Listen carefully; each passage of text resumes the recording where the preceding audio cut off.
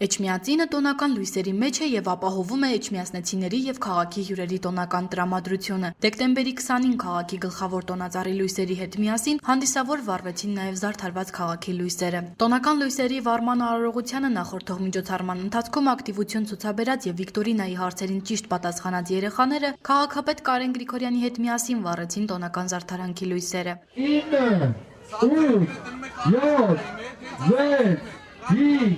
4, 3, 2, գրացին,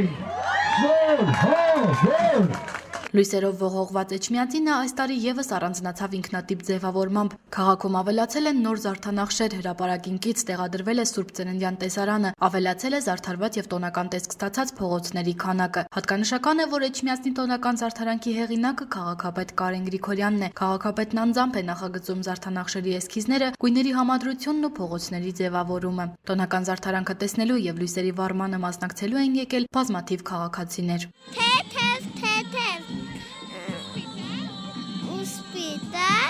Ձմեր պապին գալիս է,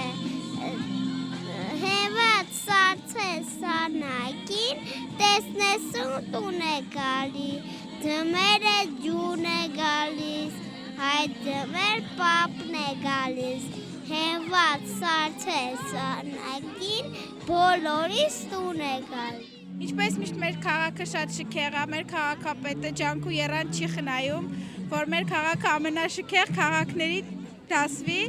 ու շատ շնորհակալ ենք, շատ սիրուն է, ես ուրախ եմ, որ էջմիածնեցի եմ։ Մեր տոնածառի լույսերը շատ գեղեցիկ են, մանավանդ Էջմիածնի, դուր շատ եկավ Էջմիածնի լույսերը։ Նախատեսված բազմաբովանդակ տոնական միջոցառումների շարքում կլինեն գեղեցիկ հանդեսներ մանկապարտեզներում, որոնց ժամանակ ձմեր պապը քաղաքապետի կողմից նվերներ կհանձնի մանուկներին։ Նվերներ կհանձնվեն նաև սոցիալապես անապահով ընտանիքներին և Զվարթնոց թաղամասի ծերերի տան բնակիչներին։ Քաղաքապետարանը նվերներով և համերգային ծրագրով կայցելի նաև մանկատուն, իսկ ամանորի գիշերը Էջմիածնի Կոմիտասի անվան հրապարակում կանցկացվի մշակութային երաժշտական միջոցառում։ Տոնական տրամադրության բարձրակետ կհանդիսանա շքեղ հրավառությունը։ Քաղաքապետարանը բոլորին հրավիրում է միասին դիմավորելու նոր տարի։